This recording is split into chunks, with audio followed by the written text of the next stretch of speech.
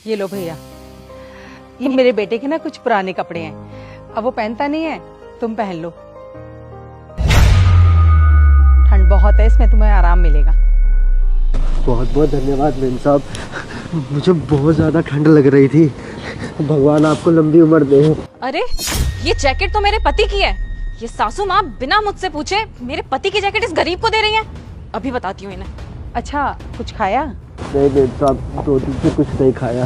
माँ जी, आपकी हिम्मत कैसे हुई बिना मेरे परमिशन के मेरे पति की जैकेट इस भिखारी को देने की? अरे क्या हो गया बेटा, अगर दे भी दी तो देख, धीरज ना पहनता नहीं, अब पुरानी है, हमारे किसी काम की नहीं है, पर इस बेचारे के पास गर्म कपड़े नहीं थे, इसके काम आ जाएगी।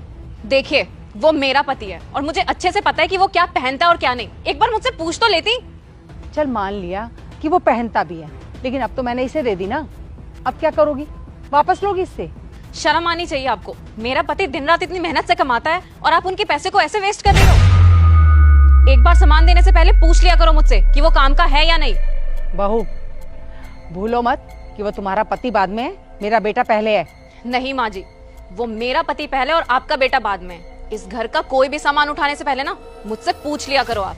अच्छा, अब मुझे अपने ही घर में अपने बेटे के सामान को छूने के लिए तुम्हारी परमिशन लेनी पड़ेगी? हाँ, लेनी पड़ेगी। इस घर में सांस लेने के लिए भी ना मुझसे परमिशन लेनी पड़ेगी। अगर मेरी नहीं सुनी ना आपने तो बैग के साथ आपको भी इस घर से बाहर फेंक दूंगी। देखिए मेम साहब, आप ना आंटी जी से इस तरीके से बदतमीजी से बात मत कीजिए। अगर आपको जैकेट चाहिए तो मैं आपको जैकेट दे देता हूँ। नहीं भैया, मैंने आपको दे दी, अब ये जैकेट आपकी है, लौटाने की कोई जरूरत नहीं है। अच्छा, अब मेरा पति तुझ जैसे गरीब भिखारी की पहनी हुई जैकेट पहनेगा? अरे उसे क्यों डांट रहे हो बेटा, उसकी क्या गलती है? भैया आप जाओ, मैं बात कर लूंगी। ठीक है मेम साहब, भगवान आपको और आपके परिवार को सदा खुश रखे। क्या तरीका है ये बात करने का? अरे उस बाहर वाले आदमी के सामने तुम मुझसे ऐसे बदतमीजी से बात करोगी, मुझे सुनाओगी? तो सुनने वाले काम ही क्यों करती हो? 2 वक्त की रोटी मिल रही है ना, तो चुपचाप आराम से खाओ और हमें भी चैन की सांस लेने दो। बहू, अगर मैंने ये सारी बातें अपने बेटे को बता दी ना कि तुम मुझसे कैसे बात करती हो, कितनी बदतमीजी करती हो, तो सोचो तुम्हारा क्या हाल होगा। बहुत अच्छे से जानती हूँ मैं आप क्या चाहती हो। मुझे और मेरे पति को अलग कराना चाहती हो। पता नहीं मेरे पति ने इस कलेशी बुढ़िया को घर में क्यों रखा हुआ है। सोनाली, ये क्या बदतमीजी है? वो मेरी माँ है और तुम किस तरीके से बात कर रही हो उनसे? हाँ, तो अपनी मम्मी को समझाओ ना कि ऐसी हरकतें ही ना करे कि कोई कुछ बोले। आखिर ऐसा भी क्या कर दिया मेरी माँ ने जो इस तरीके से बात कर रही हो तुम उनसे? अरे कुछ नहीं बेटा, वो एक आदमी बेचारा गरीब ठंड से कांप रहा था और उसके पास कुछ गर्म कपड़े भी नहीं थे। इतनी सर्दी में वो बेचारा ऐसे ही बैठा हुआ था, तो मैंने तेरी एक पुरानी जैकेट उसको दे दी। मुझे नहीं पता था कि वो जैकेट तू पहनता है। बस इसी बात को लेकर बहू मुझसे बहुत गुस्सा हो गई और उल्टा सीधा बोलने लगी। वो सच में तुम्हारी फेवरेट थी, तुम उसे हमेशा पहनते थे, वो उठा कर दे दी। बताओ।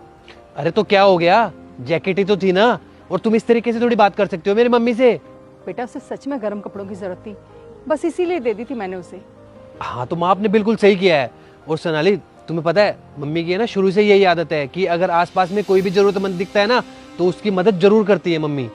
और किसी की मदद करना कोई बुरी बात थोड़ी है। और मेरे पास तो बहुत सारी जैकेट है, मैं तो पहन लूंगा, लेकिन उस बेचारे को जरूरत थी, वो ठंड से कांप रहा था और मम्मी ने उसको जैकेट दे दी तो उसकी मदद हो गई। तो वो सोचो हमें कितनी दुआएं देगा, और ऐसे लोगों की दुआओं में ना बहुत ताकत होती है। देखो सोनाली, आज तो तुमने मम्मी से बदतमीजी से बात कर ली है, लेकिन आइंदा से ऐसा नहीं होना चाहिए, क्योंकि मुझे पसंद नहीं है कि कोई भी मम्मी से बदतमीजी से बात करे। देखो धीरज, मुझे माफ कर दो, मैं आगे से कभी मम्मी जी से ऐसे बात नहीं करूंगी। मम्मी जी सॉरी, मुझे आप पर ऐसे नहीं चिल्लाना चाहिए था, मुझे माफ कर दीजिए। कोई बात नहीं बेटा, ये भी तो मेरी बेटी जैसी है, मैं इसकी बातों को बुरा नहीं मानती। कोई बात नहीं बहू, तुझे माफी मांगने की जरूरत नहीं है, तुझे अपनी गलती का एहसास हो गया, यही बहुत है। अच्छा कोई नहीं, अब तो जैकेट दे दी ना, तो अब चलो अंदर चलते हैं, हम क्यों ठंड में मर रहे हैं। चल।